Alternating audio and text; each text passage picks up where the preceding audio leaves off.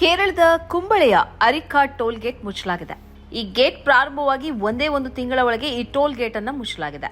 ಈ ಗೇಟ್ ಆರಂಭವಾದ ಕೂಡಲೇ ನಾಗರಿಕರಿಂದ ಪ್ರತಿಭಟನೆ ಪ್ರಾರಂಭವಾಗಿತ್ತು. ಸ್ಥಳೀಯ ಶಾಸಕ ಅಶ್ರಫ್ ಅವರು ಈ ಗೇಟ್ ತೆರವುಗೊಳಿಸುವಂತೆ ತೀವ್ರ ಹೋರಾಟ ಸಂಘಟಿಸಿದ್ದರು. ಎಡಪಕ್ಷಗಳ ಕಾರ್ಯಕರ್ತರು ಈ ಹೋರಾಟದಲ್ಲಿ ತೀವ್ರವಾಗಿ ತೊಡಗಿಸಿಕೊಂಡಿದ್ದರು, ಧರಣಿ ನಡೆಸಿದ್ದರು.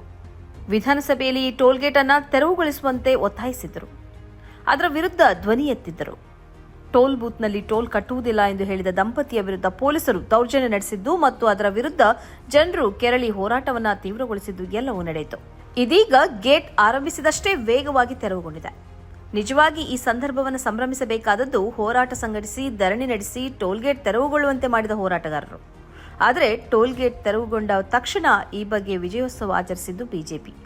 ಈ ಟೋಲ್ ಗೇಟ್ ವಿರುದ್ಧ ಧರಣಿ ನಡೆಸುವಾಗ, ಹೋರಾಟ ನಡೆಸುವಾಗ ಮತ್ತು ವಿವಿಧ ರೀತಿಯಲ್ಲಿ ಒತ್ತಡ ಹೇರುವಾಗ ನಾಪತ್ತೆಯಾಗಿದ್ದ ಬಿಜೆಪಿ ಕಾರ್ಯಕರ್ತರು ಇದೀಗ ತೆರವುಗೊಂಡ ಕೂಡಲೇ ಇದರ ಕ್ರೆಡಿಟ್ ಅನ್ನು ಪಡೆದುಕೊಳ್ಳಲು ವಿಜಯೋತ್ಸವ ಆಚರಿಸಿದ್ದಾರೆ.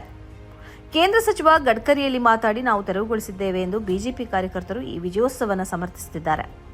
ಆದರೆ ಈ ಟೋಲ್ ಗೇಟ್ ತೆರವುಗೊಳ್ಳಬೇಕೆಂದು ಹೋರಾಟ ಮಾಡುವಾಗ ನಾಪತ್ತೆಯಾಗಿದ್ದವರು ಈಗ ಅದರ ಲಾಭವನ್ನು ಪಡೆದುಕೊಳ್ಳುವುದಕ್ಕೆ ಮುಂಚೂಣಿಗೆ ಬಂದಿರುವುದು ವ್ಯಾಪಕ ತಮಾಷೆಗೆ ಒಳಗಾಗಿದೆ.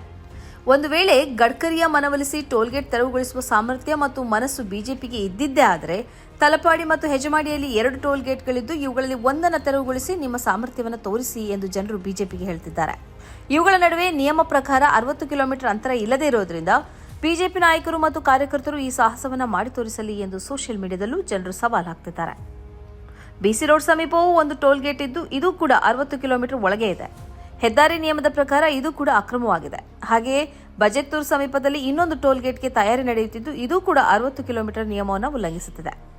ಅರಿಕಾಡ್ ಟೋಲ್ ಗೇಟ್ ನಾವೇ ತೆರವುಗೊಳಿಸಿದ್ದು ಎಂದು ಸಂಭ್ರಮ ಆಚರಿಸಿದ ಬಿಜೆಪಿ ಈ ಟೋಲ್ ಗೇಟ್ಗಳನ್ನು ತೆರವುಗೊಳಿಸಿ ಧೈರ್ಯವಿದ್ದರೆ ಸಂಭ್ರಮ ಆಚರಿಸಲಿ ಎಂದು ಜನರು ಹೇಳ್ತಿದ್ದಾರೆ. ಅಂತೂ ಎಡಪಕ್ಷಗಳು, ಸ್ಥಳೀಯರು ಮತ್ತು ಶಾಸಕ ಅಶ್ರಫ್ ಸೇರಿ ಸಂಘಟಿಸಿದ ಹೋರಾಟದ ಕ್ರೆಡಿಟ್ ಅನ್ನು ಬಿಜೆಪಿ ಪಡೆದುಕೊಳ್ಳಲು ಯತ್ನಿಸಿ ಸಾರ್ವಜನಿಕರ ಎದುರು ಅವಮಾನಕ್ಕೆ ಗುರಿಯಾಗಿದೆ. ಎಣಿಕೆಯ ಕೆಲವೇ ಮಂದಿ ಸೇರಿಕೊಂಡು ನಡೆಸಿದ ವಿಜಯೋತ್ಸವ ಸೋಷಿಯಲ್ ಮೀಡಿಯಾದಲ್ಲೂ ಸಾರ್ವಜನಿಕವಾಗಿಯೂ ತಮಾಷೆಯ ಟ್ರೋಲ್ಗಳಿಗೆ ತುತ್ತಾಗಿದೆ. ಸ್ನೇಹಿತರೆ, ನಿಮ್ಮ ಅದ್ಭುತ ಬೆಂಬಲದಿಂದ ಸನ್ಮಾರ್ಗ ನ್ಯೂಸ್ ಚಾನೆಲ್ ಈಗ 2 ಲಕ್ಷ ಸಬ್ಸ್ಕ್ರೈಬರ್ಗಳನ್ನು ದಾಟಿದೆ.